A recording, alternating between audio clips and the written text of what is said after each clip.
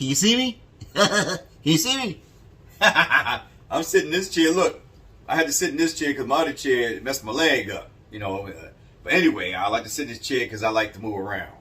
I know you can see me, but it doesn't matter. You don't need to see me. You just need to hear me. Understand that. I hope you do. Hey, man, I'm excited. And you should be excited, too. I am a big Russell Westbrook fan. I like Russell Westbrook. You know what I mean? But I'm not biased because I will call him out when I need to call him out, as y'all know in my latest videos. This game right here against the Kings, I freaking love it. I know you guys love it, too. We get a W and not just we go about 15 and they come back. No, we blew them out. I'm happy. I'm excited. Like I told people, you give Russell Westbrook 2 shooting guards or just 2 shooters. He's going to, that's when he has best. Then you got Anthony Davis, and they finally played Dwight Howard.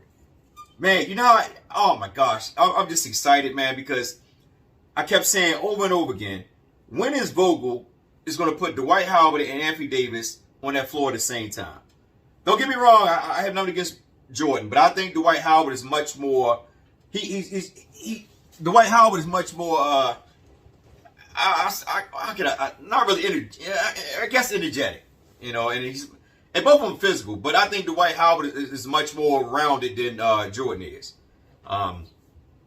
Man, Dwight Howard played 35 freaking minutes. 35 minutes. And I'm telling you, when LeBron James come back, they need to still run that same squad with Dwight Howard, Anthony Davis, and LeBron James. Malik Monk. Yes, I'm going to say Malik Monk, because I keep telling people, I watched Charlotte Hornets last year. When the dude gets some time and he get comfortable, that boy's a steal. What we got him for is the actual steal. Malik Monk is better than half the guards or half the players that we picked up that have been pure shooters. And y'all know the names, all the ones we picked up in the last couple years. He's a shooter, and he can put the ball on the floor and create for himself. That's one thing the Lakers did not have for a long time. They just had LeBron James. And, Rondo at one point in time, but LeBron James was mostly the only creative player they had. And now with Malik Monk, Russell Westbrook, THT, you got much more players that can create on their own. So LeBron James don't have to do a lot. That's why I've been saying so many times. You don't have to do so much because you got other talented players. And I'm going to tell you, if they lost against the Kings tonight, I've been so heated. I'd have been pissed off. And the reason why I'll be pissed off is for the simple fact, listen, I'm a Lakers fan, but I ain't going to sit there and make no excuses. You got Anthony Davis, Carmelo Anthony, Dwight Howard, and Russell Westbrook. There's no point to have 4 stars, past stars, whatever, to get beat by these teams. Once you acknowledge your teammates, who to go for, who to look out for, when you run a good playbook, a good scheme and all that, you should be dominating these teams. And my thing like this, you see Monk and you see Ellington, they're actually playing defense. I told this to somebody before. Oh, they got the worst defense. No, motivation will create opportunities for them. When Monk shot that 3, going into halftime, I knew right then and I said, baby, we coming now. We coming. I knew that right then and there. When he hit that shot, it just fired them boys up. Russell Westbrook, once again, doing his thing. Still taking threes, I don't mind. As long as he'll take a lot of them. But the point is, he was attacking the basket. The Russell Westbrook that attacked the basket, I love that dude. Because what happens is, when people come over to contest him or try to stop him, when he break away from his man and the other guy come over, that leads to easy layups and dunks for Anthony Davis or whoever's out there on the perimeter out on the wing for easy threes. And he was just kicking it out, man. It was like bread on butter. I ain't gonna, man, I see Malik Monk hitting them threes, boy. I like, woo-wee. Then you see Ellington hitting them threes, woo-wee. I mean, shucks, man. Look, even freaking Bazemore came in towards the end, smile. Look, even he hit a 3. You know what I mean? And he made a nice little oop to Malik Monk. Malik Monk, I'm telling you, man, Malik Monk, man, y'all sleeping on that boy. Y'all sleeping on that boy. Look. Tellin Tucker, I told y'all guys before, I like him, but he's too radical. You know what I mean? He attacks the basket. He fumbles a lot. He makes bad decisions. Austin Reeves, he's still a rookie, so I'll let him go a little. I'll let him slide a little bit. He a little bit here and there. The biggest problem was they just couldn't keep up in front of their players. But when you see Ellington and freaking Monk out there, they was actually playing pretty good defense, man. And when you give 2 shooters like that, with Russell Westbrook Anthony Davis and Dwight Howard. Come on, man. LeBron out. LeBron is out for I don't know maybe 5 to 10 games.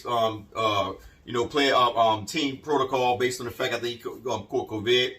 My prayers go out to him and his family. No wish no bad ill to nobody. I don't care how much you don't like him. But we did the thing, man. We won this game, man. We won this game not with fans sitting there wondering like, oh my gosh, man, this is gonna be another one. No, we actually won this game, man. But Sacramento Kings, man, I'll be honest with you, man, they got a nice little squad. De'Aaron Fox ain't really do too much. I think they're trying to get him more into a playmaker role. But the dude Richard Holmes, the center, hey man, I'll tell you this, man, dude, all right. The only thing I will share about Richard Holmes is this: when you block shots, try to block it to the point where you can actually keep it in bounds so your teammates can get the ball. I guess you'll learn over the course of time.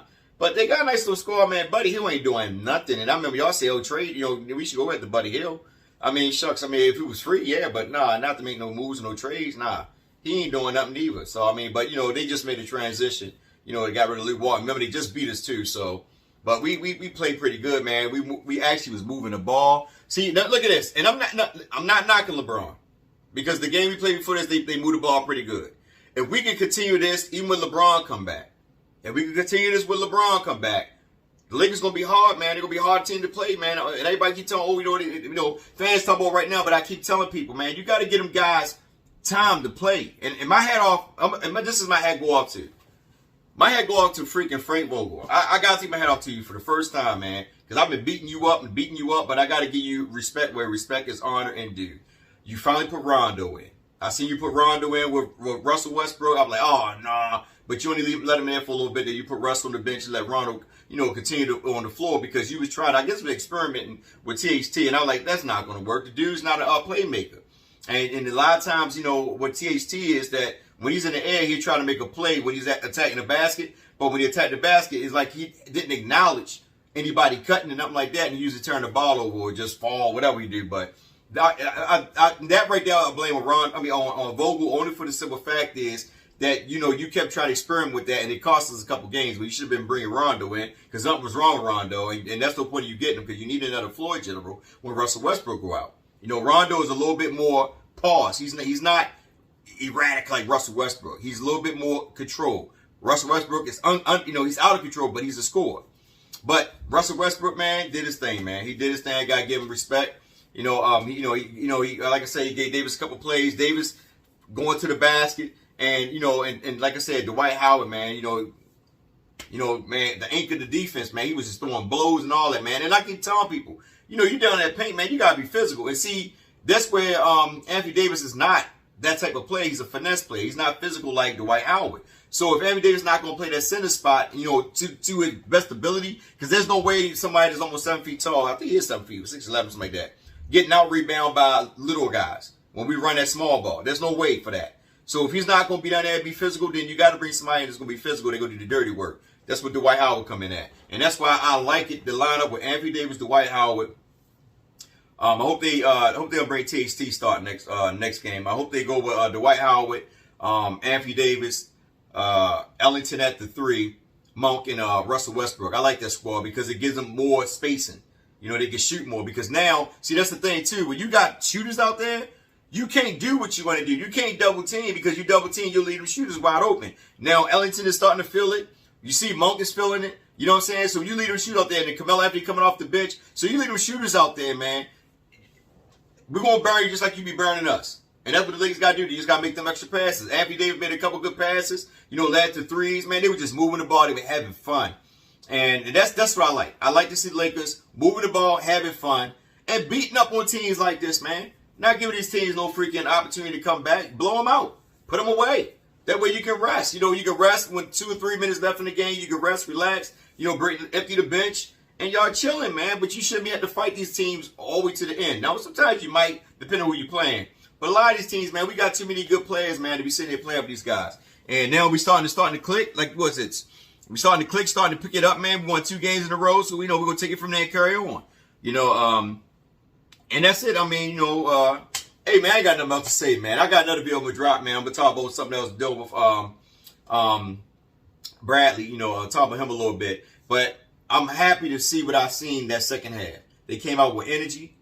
They were actually playing physical, aggressive defense on the perimeter, getting these guys space, not giving them an opportunity to shoot. And that's what you're supposed to do. KCP was real good at that when he was on our team. He was getting guys space and actually be physical with them when Luke Walton and Vogel, when they allowed him to play man to man. You know what I mean? But a lot of times he was running that zone mass defense, which I hate. I hate the zone. I mean, you can play perimeter man to man. But once these guys get more comfortable of playing, not worrying about the fouls, but just playing physical, we got enough guards.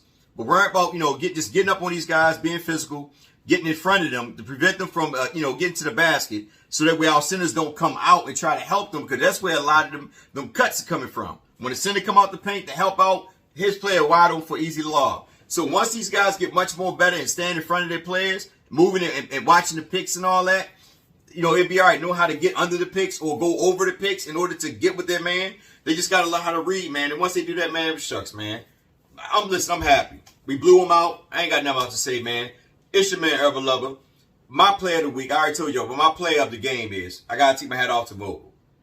My player of the game is Vogel because he actually did some good coaching. And I beat him up. Like I said, I beat him up, but I'm happy that he came out and actually coached this time. And let my man Rondo play. Gave Dwight more minutes because I've been saying over and over again, where's Dwight at? Where's Dwight at? Why he's only getting this minutes, or why was he at last game and stuff like that. They let him play. And I think that Dwight Howard should be starting over Jordan. I'm going to keep saying it over and over again because he's more physical. He can get down there, and he's just a better player to me than Jordan. Jordan not bad, don't get me wrong. But I think Jordan should come in when Dwight Howard sit. I don't think they should run small ball.